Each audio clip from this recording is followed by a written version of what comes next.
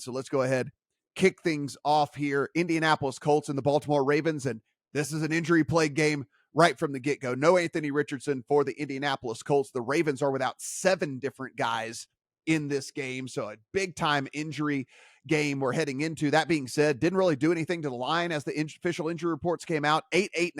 I think it was already baked in that Anthony Richardson wasn't going to play. I think it was already baked in that the Ravens were going to be without some contributors as well. Steven, I'll start here with you. Look, it is a game in which you're getting these guys come out and say like, oh, it's an upgrade for the Colts that Gardner Minshew is going to play instead of Anthony Richardson. I don't buy into that. I'm not in that camp. They named him starter very early on, which means the offense was catered to Anthony Richardson, who, by the way, plays a different style than Gardner Minshew. So I don't know.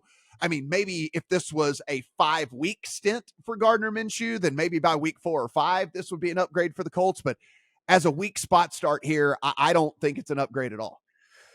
Let me start this show by saying I completely overreacted to Lamar Jackson and Todd Monken after what they looked like in week 1. That was a bad job by me. They were incredibly impressive last week against Cincinnati. And I will say the one concern I have this week, though, is that Cincinnati has been awful in generating pressure, only 13% despite blitzing 35% of the time.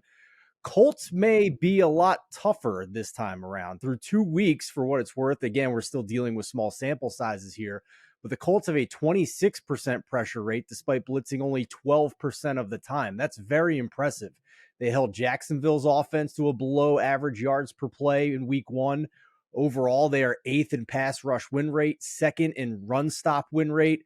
Baltimore, with the banged up offensive line, only 22nd in pass block win rate. So for me, with all the Ravens injuries, I am not running to the window to lay more than a touchdown here, even though Gardner Minshew is the quarterback.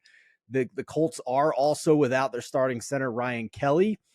But for me, I think it's either Ravens teaser leg, but with those injuries, I got to be honest with you, I'm feeling a little nervous about this. And I think if I'm playing the spread, it's the Colts or pass.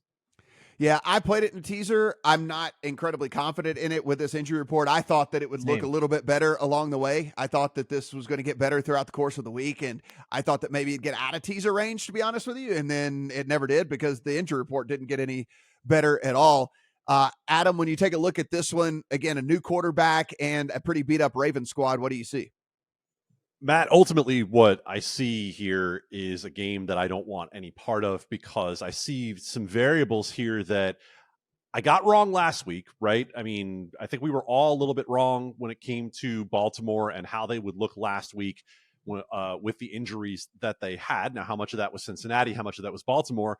We're going to get to discussing what it means for the Bengals later on in this show, but I'm not really sure I have a good handle on Baltimore. And Indianapolis, again, the smallest of sample sizes, but if you look at what DVOA is telling you through 2 weeks so far, DVOA is telling you the Colts are better than you think they are. And especially on the defensive side of the ball, that this team overall is 15th in DVOA through 2 weeks. And if you look at other teams and my power ratings and where they go with that DVOA, as we said, it's a 2-week sample size, but that's one that really stands out as where I haven't really adjusted the Colts up to that level in my power ratings yet. And yet there are some metrics that say that there's something to believe in here. So a lot of words from me to say that I just don't feel like I have a good enough handle on either of these teams to get involved, teaser included. I don't want that.